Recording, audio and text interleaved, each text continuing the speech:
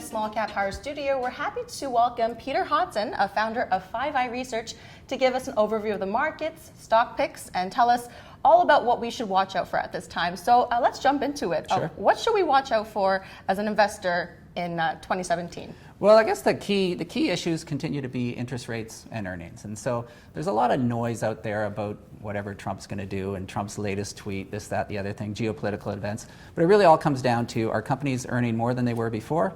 And what are interest rates going to do? So we all know about US interest rates. They're rising. They've gone up 3 times.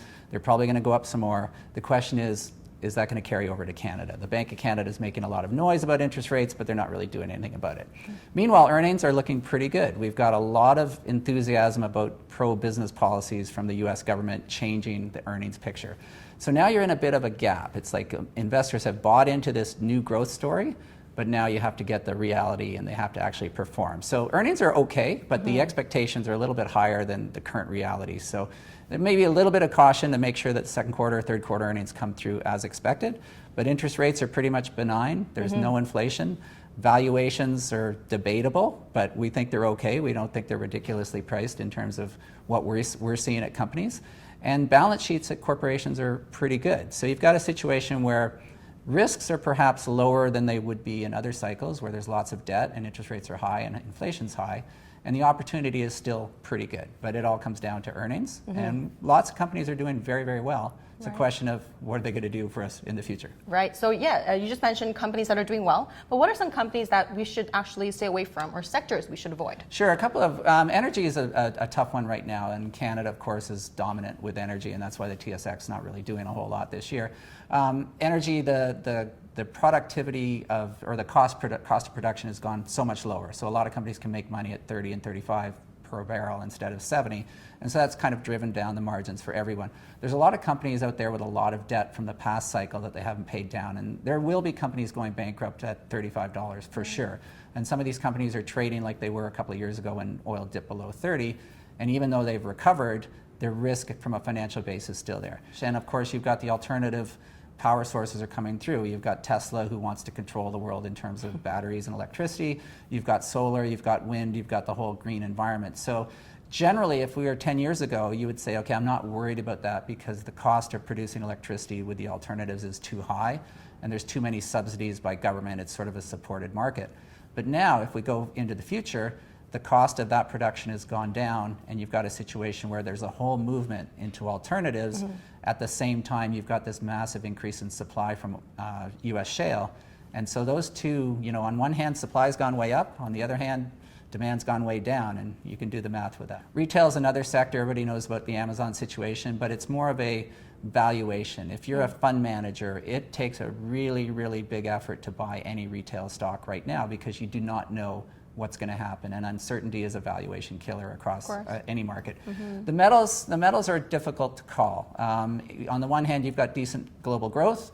On the other hand, you've got US interest rates going up, and you don't have a whole lot of positive news coming out of China. So I think the key for Canadian investors is to stay diversified. I mean, the TSX is resources and financials. Maybe those aren't the ones you want to load up. You don't want to be 60% in 3 sectors. So go across the board.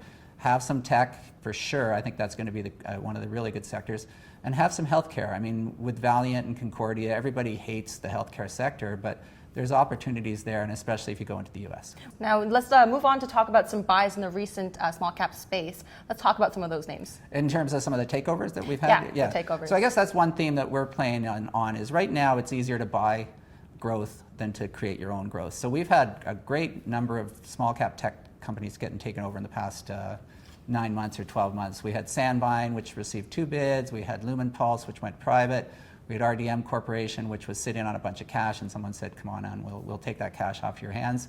And then a couple of other ones. And so you've got a situation where larger companies, and the other one, PayPal bought TIO Networks. Yeah, TIO Networks. And you think about it, it's like, here's PayPal, a giant company. What possibly could they be interested in a tiny Canadian company? But the key fact is there's market share, there's customers, and there's faster growth. And so you've got a situation where small companies inherently can grow faster than larger companies, And the larger companies are seeing discounted valuations versus perhaps some of their peers in the US, in Canada. The Canadian market is still not very widely followed worldwide, so valuations can really make a good opportunity for larger companies. And so these companies are not going to wait 5 years for this small mid-cap company to grow to be a giant company. They're going to buy it now before it gets to that point. Right. And if it doesn't work, it's not a huge risk for them. If they buy a $200 million Canadian company, if it doesn't work, it's not going to kill them. If it works, they're going to take that $200 million and create maybe $1 billion of value. They'll keep it instead of having it in the public marketplace. So the more money, the better, obviously. Obviously, but I think some of the takeovers have been interesting recently. Norsat, there was a big takeover bid back and forth with Norsat, and that stock went from $6 to 12 plus, during that battle. And so you look at it and say, well, that's a great premium. It's a 100% premium. And I think on the Lumenpulse deal, it was a 95% premium or something like that. But then you look at, okay, well, where were these companies a couple of years ago? And in many cases, they're lower priced than they were in the last cycle. So they've made money since then, they've grown, they've developed their business. And even though it looks like a great premium on the first press release, maybe it's not that good of a deal for the company because the stock was much higher in other cycles. So this is where the larger companies, they see the big picture. And if you're buying a company as an acquisition, you're looking at the 15-year potential for that. Whereas the stock market, as you know, sometimes only looks at the 3-month potential. Right. And that's not always, they don't always equate. Right. So you're known to be having unbiased research on 5i Research. So can you give us some stock picks at this time? Sure. I mean, one we've talked about a lot is Shopify, which of course has got the association with Amazon. And they have $500 million in cash. They have 390,000 plus customers. And so they make it easier for small businesses to work with Amazon. Now, obviously, that Amazon relationship is key, and you don't want anything going wrong there. But so far, it's just gangbusters. They're growing very, very fast, and they've got the balance sheet strength. And also, of course, they're cheaper than Amazon as well. So it's like the Canadian Amazon equivalent derivative play, if you like. Photon Control, we like to talk about. It's in one of our model portfolios. They have lots of cash. Their last quarter, they grew at, I think, 83%. And it's one of the only ways to play the semiconductor market in Canada. A lot of our semiconductor companies have been taken over. Tundra Semiconductor was taken over, Genom was taken over, ATI Technologies was taken over. And so here's Photon. It's a $150 million market cap, and they do etching for the semiconductor industry. It's just one process, but the semiconductor industry is just booming. So rather than buying NVIDIA at 55 times earnings, you can buy Photon at 14 times earnings with almost the same amount of growth. So we like that company. One we've talked about a little bit, which is really unknown, is People Corp. And People Corp. People Corp. It's PEO on the venture, and they do consulting and benefit packages, and no one's really ever heard of them, but they've made really nice acquisitions. And the thing we like about them is it requires no capital. It's just people. As they grow, they just add staff, and then their margins improve, as they get new contracts. So it's kind of a boring business, but the stock, I think, is up 50 or 60% in the past couple of years, and we think it's a pretty good takeover company for somebody like Morneau as well. There's bigger companies in the space, and they can just sort of say, thanks a lot for growing your business, we'll take it over from here. Pure Technologies is another one. They do infrastructure management, so things like pipelines. They have technology that tells you when they're going to get too stressed, and so prevent breakage and prevent all sorts of problems. And their business is pretty good. It's kind of cyclical. They have some oil and gas business, but it's a situation where their customers have finally realized that it's better to prevent problems than to fix a problem that's already happened. So again, they're sitting on cash. They pay a dividend. They paid a special dividend not that long ago.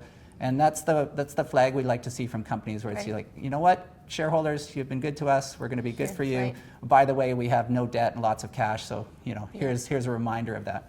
Another one we really like is Savaria. We like the demographic play. So Savaria makes mobility products for older people. So as you know, everyone's getting older, and the baby boomers are shifting into the point of their life where they need mobility.